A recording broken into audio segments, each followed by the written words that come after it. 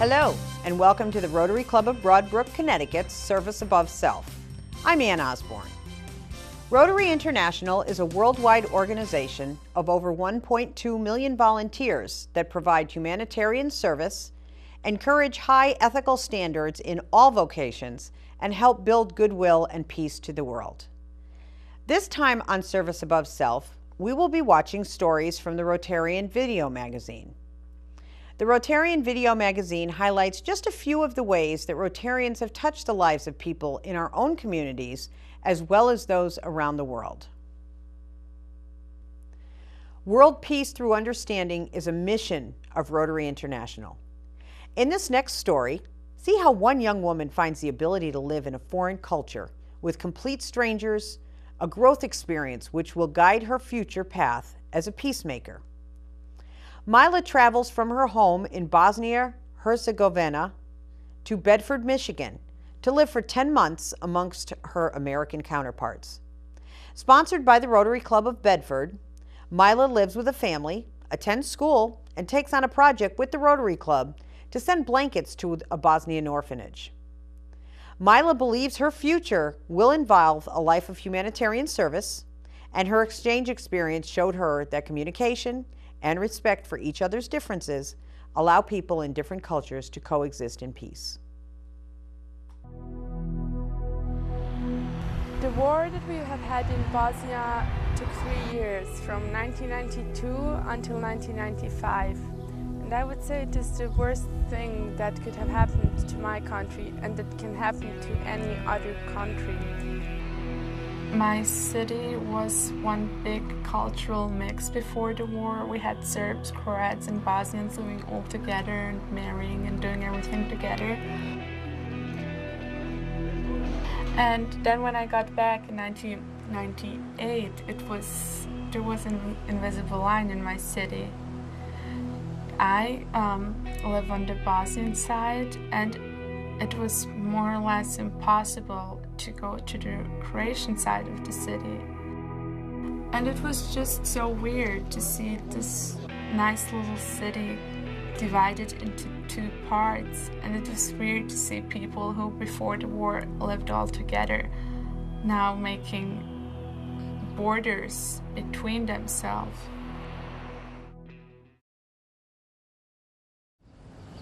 I wanted to be a youth exchange student because I wanted to get to know another place of the world. I wanted to see how people somewhere else live and think.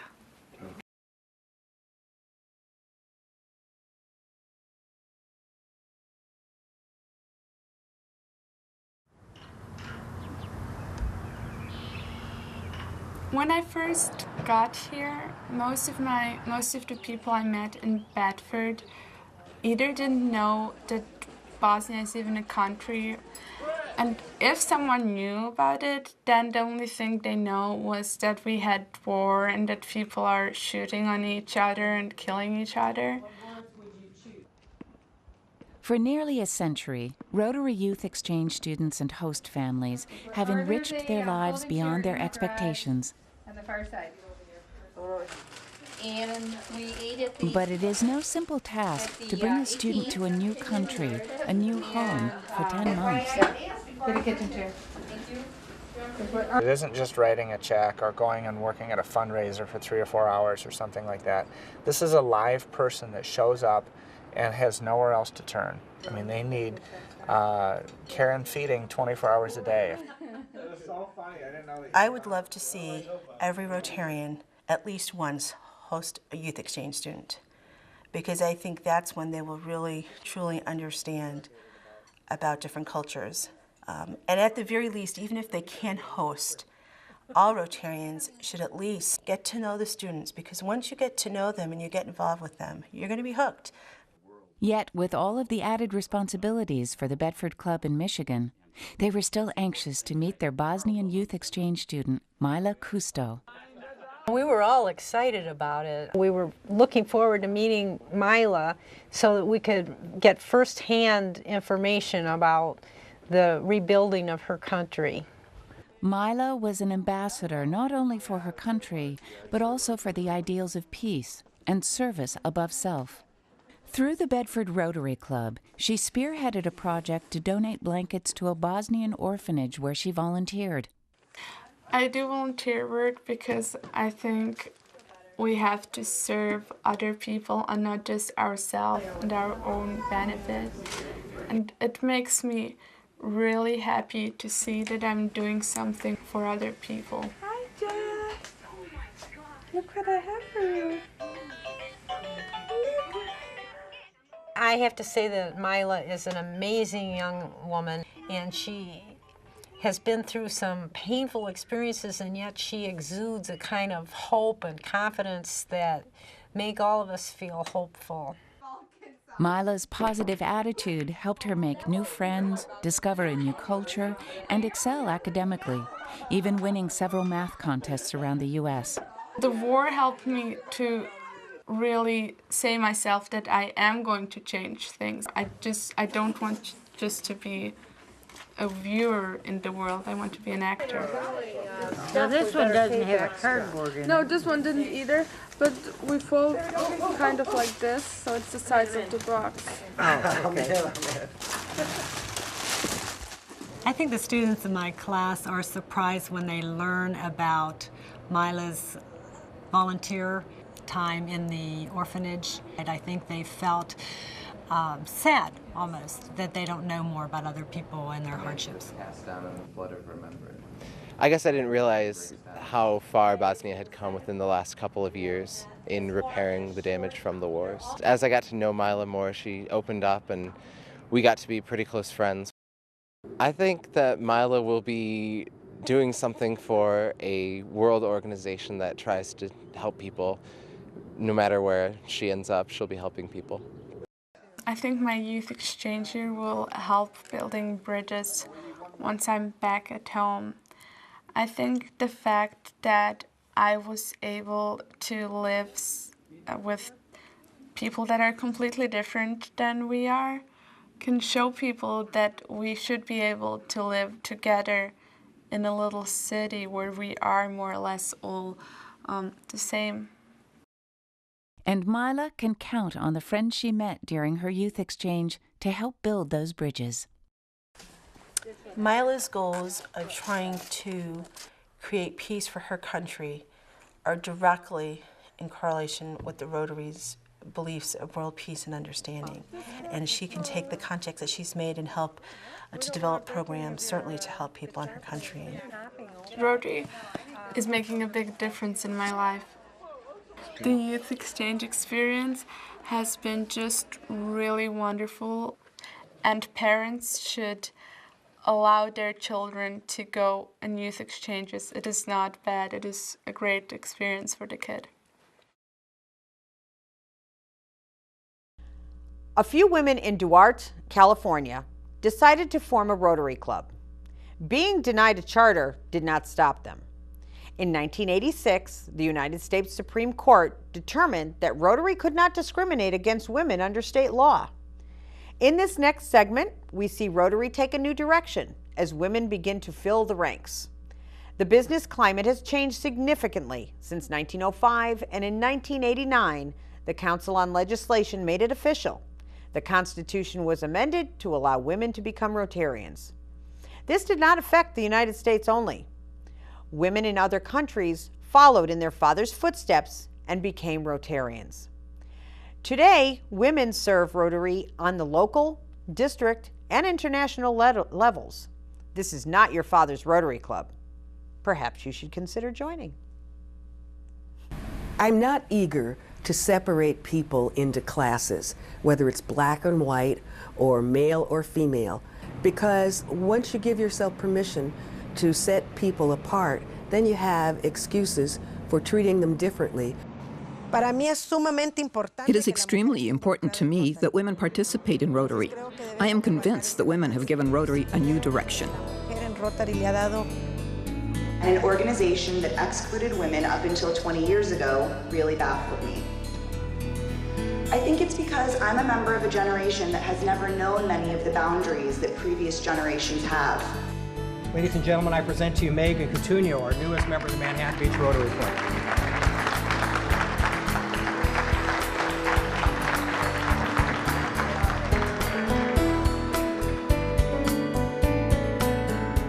president. Here I am.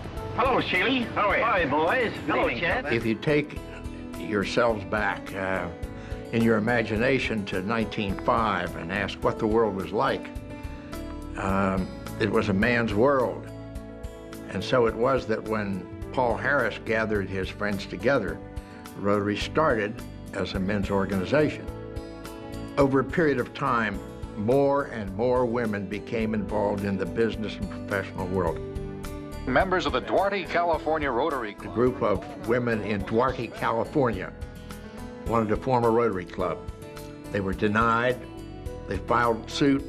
It came to the Supreme Court of the United States. At this point, the matter was taken out of the hands of Rotary. This is World News Tonight. NBC Nightly News with Tom Brokaw. Good evening. This is the CBS Evening News. Dan Rather reporting. Rotary clubs are all male, but apparently not for much longer. There has been a major ruling on sex discrimination from the Supreme Court. The justices decided that states may require Rotary clubs to admit women. The question now is how far this decision, which begins in Duarte, California, will reach. The court specifically ruled today that a Rotary Club in Duarte, California had a legal right to admit 3 women under California's non-discrimination law.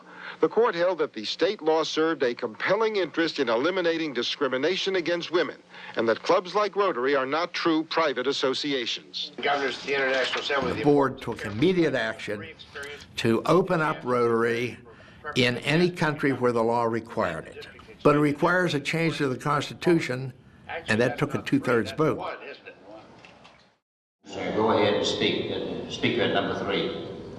The issue today is quite simply whether we shall have uniformity among Rotary clubs of the world on the issue of membership based on gender. I was selected by the board to make a presentation on behalf of the board. I felt that we had to obey the Supreme Court decision of the United States, since Rotary has its headquarters in the United States. What would happen if this thing was passed would be to create clubs exclusively composed of women, giving competition to the existing lady service clubs. Compañeros representantes, my fellow delegates, deseo recordarles I would like to remind you that the world of 1989 is very different to the world of 1905. I sincerely believe that Rotary has to adapt itself to a changing world. This male-only provision in the bylaws is a great indictment on all of us.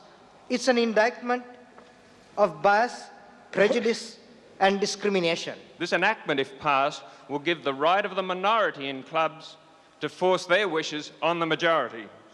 Opposed to the motion, please stand. Oh, there were feelings pro and con, but at the end of the day, the majority feeling was that the time was ripe to let in women. For the motion, 328. Against the motion, 117. Therefore, 89-54 is adopted. We Indians have always supported it. Right from 1972, one of my colleagues told you in Houston Convention, it is we who proposed to have this, and it was rejected. Now, today it has come up. We're all happy. How about the vote? How do you feel about it? Well, I'm not very happy about it. I see. Because in Norway we will get quite a few problems with it. But we were divided. We didn't vote jointly. I'm from Memphis, Tennessee, and we already have several women members. No problems at all. It was time to do it. You happy with the vote? Yes, sir. Surprised by the vote? A little bit. I think clubs should be allowed to choose. Yeah. But having said that, I think as a wife, and a lot of wives, and I've spoken to my Inner Wheel members, have said that they would prefer women not to be in, because Rotary is not like a man at work. Yeah. It's more sociable. Right. And when men have, say, their council meetings in the evenings, their wives are going to be wondering, you know, there are women there. Welcome, Rotarian.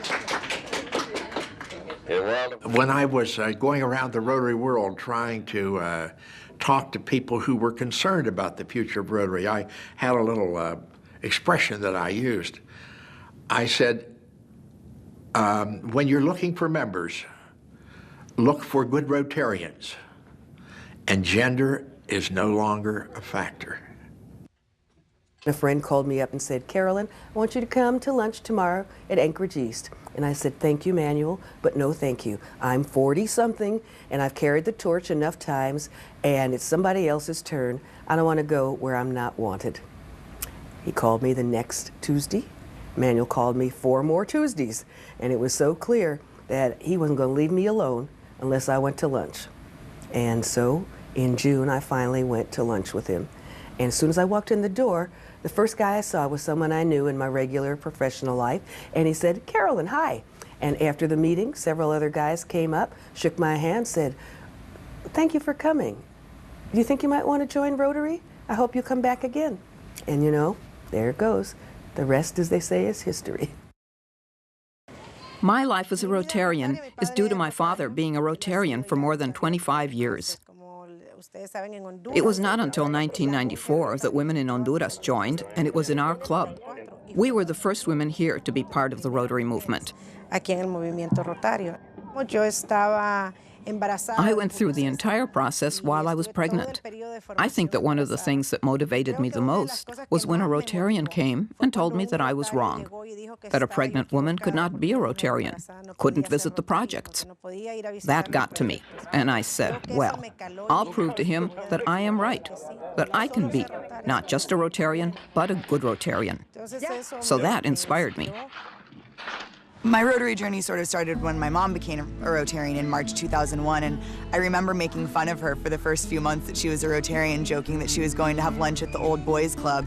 After finishing college, after starting a career, I wanted something else. I didn't want to just go home after work every day. I wanted to go to bed at night feeling like I'd done some good in the world. It was 2 months after I joined Rotary. The day before Thanksgiving, I read in the newspaper that our Salvation Army was going to have difficulty preparing and giving away Thanksgiving dinners the next day because they didn't have enough turkeys. Well, Wednesday is when my Rotary Club meets.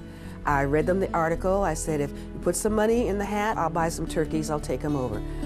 In 1 minute, I had $300. I joined Rotary in September, but I became a Rotarian on the day before Thanksgiving in 1987. In 1996, I was the first female president of my former club, Nueva Tegucigalpa. I was the first female president here in Honduras, and I think the third in Central America. I would love for women to be given a wider arena in Honduras, in every sense, political, economic, business, for us to have more participation. Currently, only a few clubs have opened their doors to women.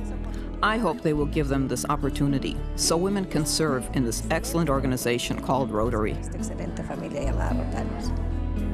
What I know is that progress never happens as fast as we want it.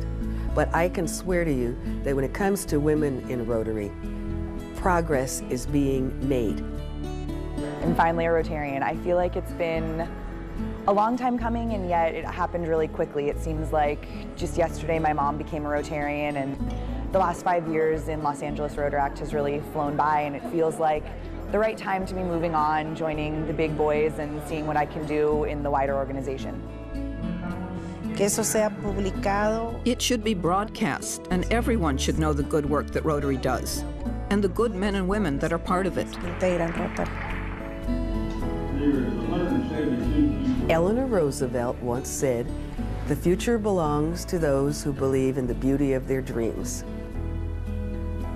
I always thought that in Rotary, the dream job was being a trustee. I just never thought I would have the dream. Look at me now.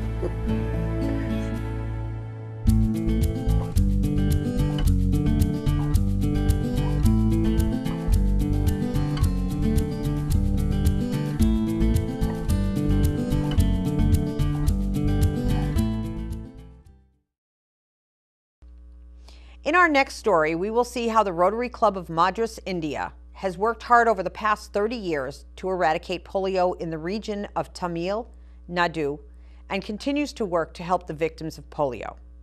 The first steps of the eradication of polio was to immunize all of the children over the age of 2. And for the past 10 years, there have been no new cases of polio in this area, secondary to immunization.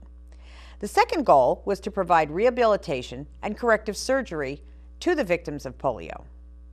Now that there are no new polio victims, there is no longer a need to provide this medical assistance. So the Rotary Club of Madras has turned its attention to providing vocational training to the teenagers and young adults that were victims of polio prior to the widespread immunization.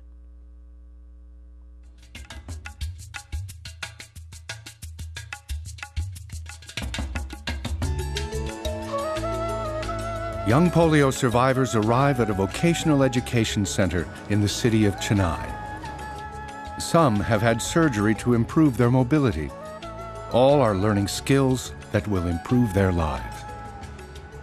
இத கத்துக்கிட்டு எதனா சொந்தமான job எதனா கிடைச்சி நான் அதை work பண்ணணும்னு ஆசைப்படுறேன். என்னோட ஆசையே அதுதான். வேற எதுவும் கிடையாது. Today, their lives have a purpose. Their futures are bright. But only a few decades ago, the situation was much different.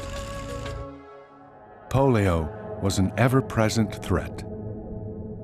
In the mid-1980s, India averaged 300,000 new cases each year. Chennai, formerly known as Madras, was no exception. Tamil Nadu is a highly urbanized state in India. About 43% of its people stay in urban area. We have a lot of people living in slums. One witness to polio's devastating effects was the Rotary Club of Madras. Its members were determined to act. We, in association and discussion with Ken Hobbs, decided to take up the polio immunization program in the year 1985. Dr. Hobbs, a member of Rotary's new Polio Plus committee, recommended Tamil Nadu as the test site for an innovative treatment plan. He and other Canadian Rotarians had worked with the Rotary Club of Madras on its 5-year effort to eliminate measles. From 1979 till 1984, we immunized almost about 5.2 million children in the state. Now a new battle would begin, a battle with an ambitious strategy.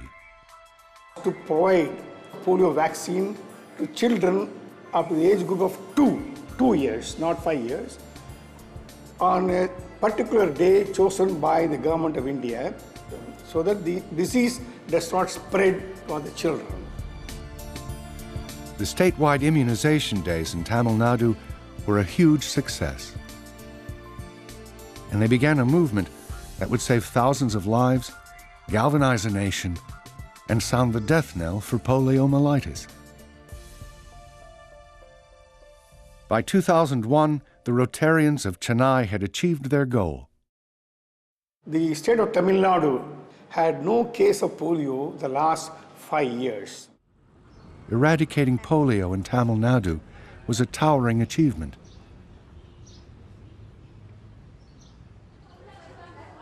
But it was only half the task.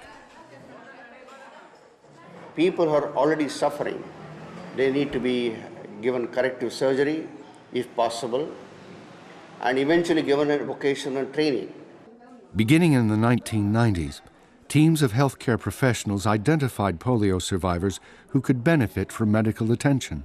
I'm proud to say we conducted more than 1,000 cases of surgery for these polio-affected victims, and they were completely rehabilitated. Today, the operating rooms are quiet. The rehabilitation facilities serve patients suffering from disabilities unrelated to polio. We have practically cleared the entire backlog of cases of post-polio residual palsy in the city of Chennai and surroundings. Now the focus is on training polio survivors to be independent wage earners. P. Jainty, a clerk typist in a busy office, is one of many success stories. Computer computer typing முடிச்ச பிறகு எனக்கு கிடைக்குமா இல்லையான்னு தெரியல. நான் ஹேண்டிகேப்பாக இருந்தால் கூட ஆடு வந்தோடனே இந்த கம்ப்யூட்டர் டைப்பிங்னால தான் எனக்கு இந்த வேலை கிடச்சி, டைனமிக்கில் எனக்கு வேலை கிடச்சி எடுத்துக்கிட்டாங்க. அது ரொம்ப சந்தோஷமாக இருந்தது.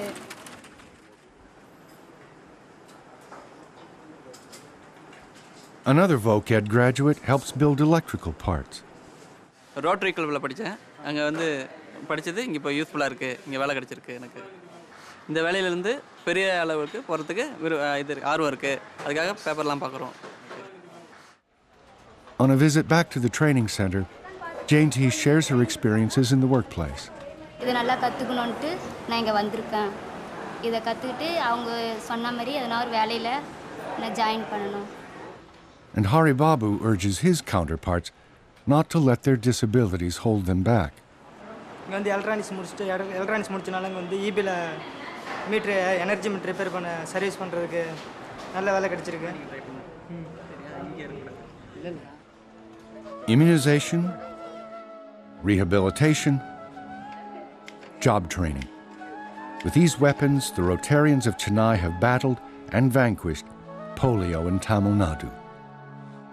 Chris Chitali, a pioneer in the immunization effort, believes the international war against polio is almost over. More than 160 countries are polio-free, and it's a matter of time that polio should be eradicated from the face of earth. And as a Rotarian for over 40 years, he's seen how local clubs, working with international partners and the Rotary Foundation, can achieve great victories through conviction, determination, and hard work. Or as he modestly puts it, doing projects. That's the backbone of Rotary, doing projects. And every Rotarian must get involved, give something back to those people who need it.